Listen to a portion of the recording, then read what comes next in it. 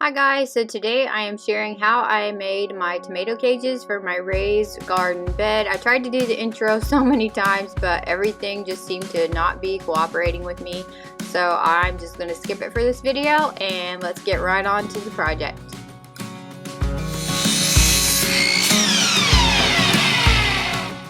I have my lumber cut for the tomato cage, and I'm just going to use my brad nailer to put it together, and I'm using 2x2s as well as 1x2s.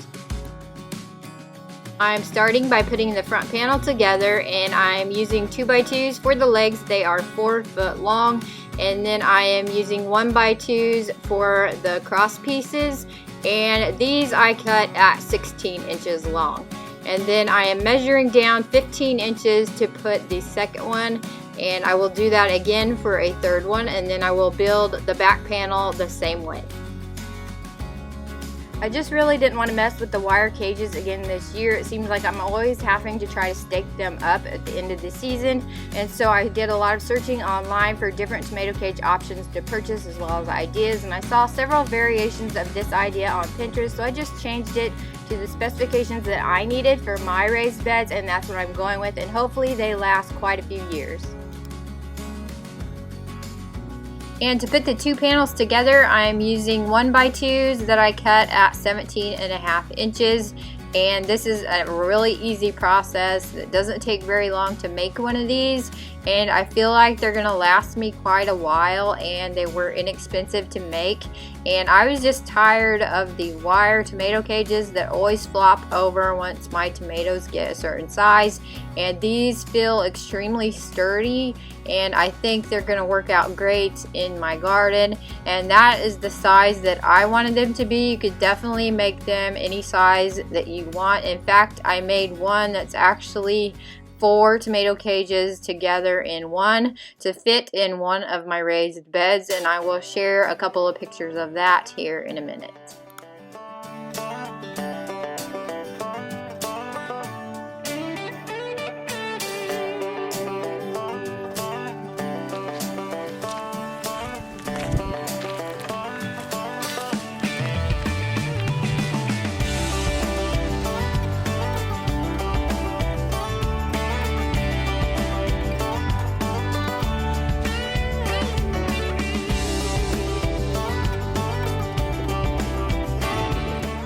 So I'm just placing the tomato cage in one of my raised beds. I actually have 6 cherry tomatoes in this particular bed, and I can add some bracing in between the 4 if I need to for the 2 tomato plants that are in the center portion of this bed, and I think that's going to work out perfectly fine.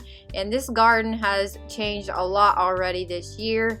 I actually doubled it in size and added several raised beds. I changed the fencing around it to keep the cats out, and then it did have mulch as the ground cover, and I took all of that out and I chose to go with gravel, and I'm really happy with the progress that I'm making. I actually had made those chicken wire covers that you see there. They are on hinges, so I can flip them up to do what I need to do inside the raised beds. And I had some tall ones for the tomatoes, but I just felt like those were going to be too big of a hassle.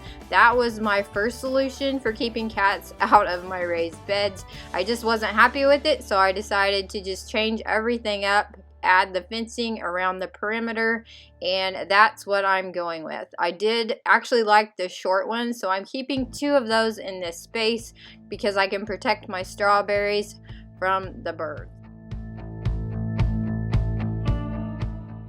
And here's a look at how I made the large tomato cage that will actually be used for 4 tomato plants in one raised bed.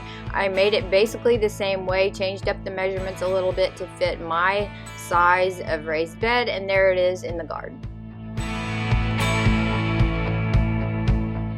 So I thought it would be fun to go ahead and include an updated look at how my raised garden bed area is looking right now. It's still a work in progress. There are still several things I want to do in this space, but for now I thought it would be fun to go ahead and include this. And the first raised bed there in the corner has 6 cherry tomatoes, and A tip that I have when you're purchasing things like tomatoes or flowers, if you look at the base of the plant, that was actually a 4-pack, but 2 of the cells had 2 plants inside, so I ended up with 6 plants for the price of 4. So if you check out the base of the plant, sometimes you can get a little better bang for your buck. I also have sweet corn, walla walla onions, radishes, cucumber, spinach underneath the cucumber trellis, and then I have strawberries and walla walla onions in this bed, and the cover is to protect the strawberries from the birds. And like I mentioned before, I have these on hinges so I can just flip it up and do what I need to do in the raised bed and then just cover it. And you can see I have strawberries starting, and that's exciting. And then I also have Roma tomatoes, carrots, early girl tomatoes, more sweet corn, and pole beans. And then I have green peppers as well as jalapenos planted in galvanized buckets along the back corners as well as the middle of the fence.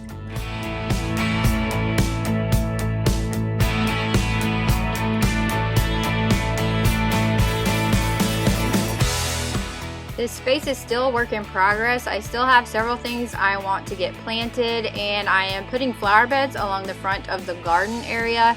And so as soon as the weather cooperates, I will be working on that. But for now, I'm very happy with how this space is turning out.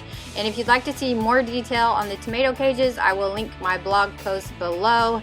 And if you're new to my channel, I share a lot of budget-friendly DIY home and lifestyle content. And if you like that sort of thing, I would love it if you hit subscribe and hung around. I hope you enjoyed this video, and thanks for watching.